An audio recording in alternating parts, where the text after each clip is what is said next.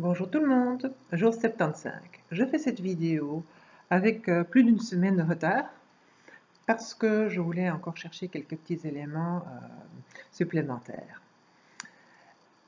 Aujourd'hui, Arnaud Rioux nous propose de raconter une histoire de sa vie, un événement de sa vie, comme si c'était une histoire. Donc il appelle ça du storytelling. Voilà. L'histoire que je vais vous proposer commence il y a 7 ans.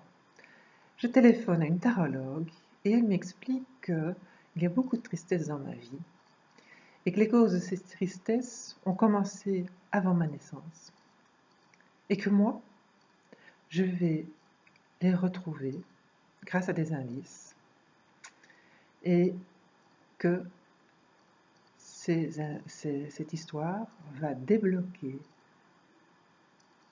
elle va guérir, maintenant je deviens émotionnelle, ma génération. J'étais estomaquée, j'ai aucune idée de quoi elle parlait. Mais j'ai commencé petit à petit ma petite enquête. Et mon premier indice est venu par un documentaire que j'ai vu à la télévision à propos de soldats volontaires de la Première Guerre mondiale.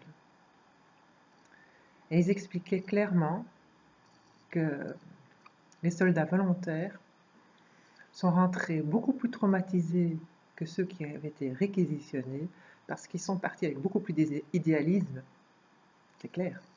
Et ils sont donc beaucoup plus déçus parce qu'il leur est arrivé. J'ai tiqué parce que je savais très très bien que mon grand-père maternel, le père de ma mère, est parti à 19 ans en tant que volontaire. Quand je questionnais ma mère, elle ne pouvait rien me raconter, elle me disait non, il ne disait rien, comme beaucoup de soldats qui sont rentrés de la guerre, ils ne parlent pas de la guerre. Et quelques semaines plus tard, elle m'explique qu'elle a trouvé des lettres. Incroyable, hein? Quelle synchronicité. Qu'il avait écrit à une personne qu'il avait écrite, qu'on avait gardée, qui avait donc presque plus de 100 ans. Non, qui avait moins de 100 ans. Et elle les a proposées, ces lettres, aux archives régionales de ma ville, de notre ville. Et ils sont prêts, second indice, ils étaient très intéressés et ils ont publié un petit livre. Voilà. Alors je me suis dit, je suis sur la bonne voie, c'est de là que viennent ces tristesses. C'était très émouvant. L'histoire va... donc, à cette époque-là,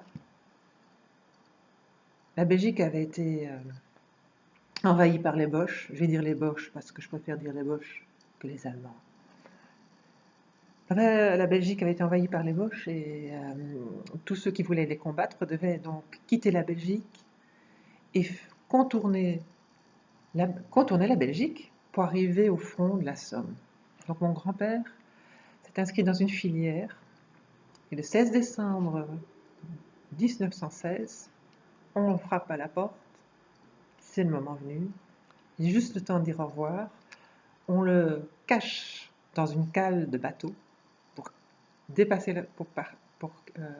franchir la frontière avec les Pays-Bas. De là, la filière l'a fait passer en Angleterre, et de l'Angleterre, 4 mois plus tard, donc au mois de mars, il arrive en Normandie. Et puis là, il reçoit encore des cours. Il est devenu canonnier. Je vais vous montrer une petite photo, je vais voir si c'est clair. Voilà. Ici, il est là, je crois, avec son petit chapeau.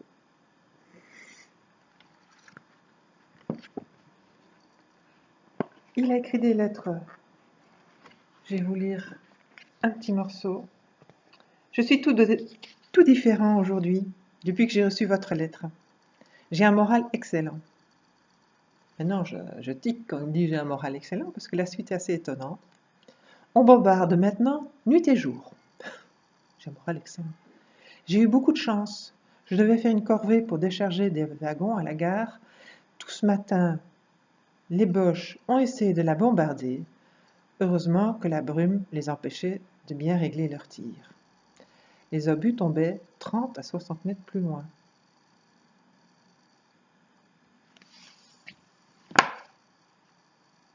Qu'est-ce que j'en conclus? Quand mon grand-père est bien revenu de la guerre en bonne santé physique, mais je crois qu'il était, ce qu'on dit, traumatisé. Je ne voudrais pas vivre ça pendant une minute. Lui, il a vécu ça régulièrement au cours des 2 ans qu'il est parti en guerre.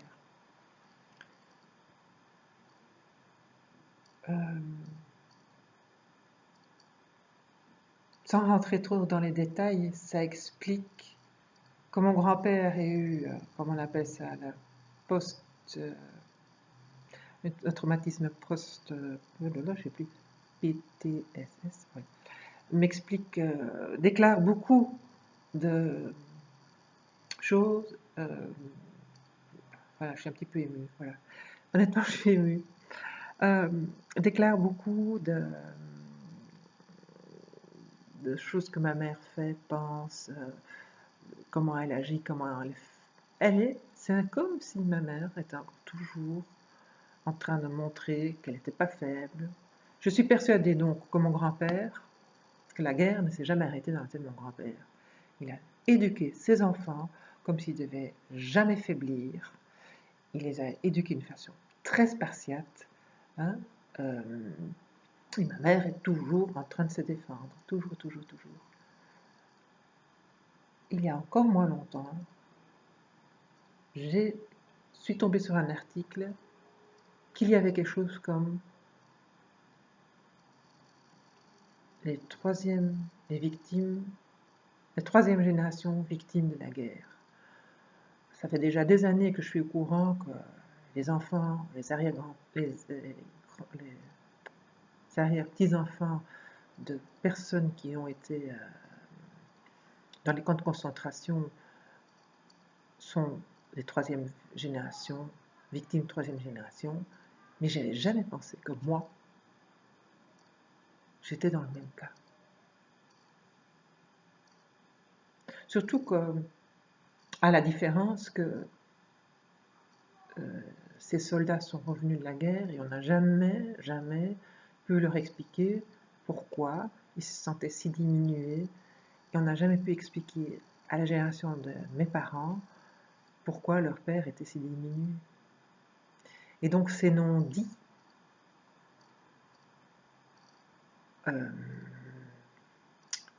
ont extrêmement déstabilisé ma mère.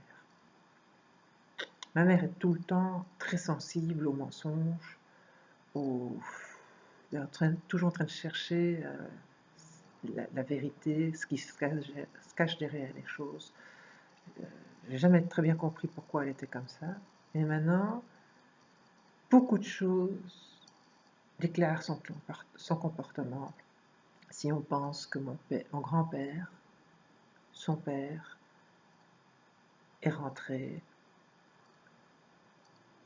à 21 ans, traumatisé à vie, sans aucune possibilité de soins, sans aucune possibilité d'explication ni de reconnaissance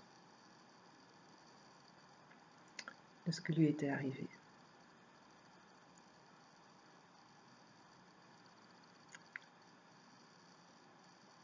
Voilà. Merci de m'avoir écouté. C'était très émotionnel pour moi. Je suis arrivée donc dans mes enquêtes à trouver le comment du pourquoi, mais je ne sais pas jusqu'à quel point je suis capable de l'expliquer à mes frères, à mes cousines, et encore moins à ma mère. Je n'ai pas l'impression qu'elle soit vraiment prête à l'entendre. Je ne sais pas si je suis obligée de le faire, si seulement que moi je suis au courant de ça, va débloquer les énergies et nous aider à digérer 100 ans après. 100 ans, 100 ans de guerre, 100 ans de guerre chez nous. Je m'excuse. Bonne nuit, on va écouter.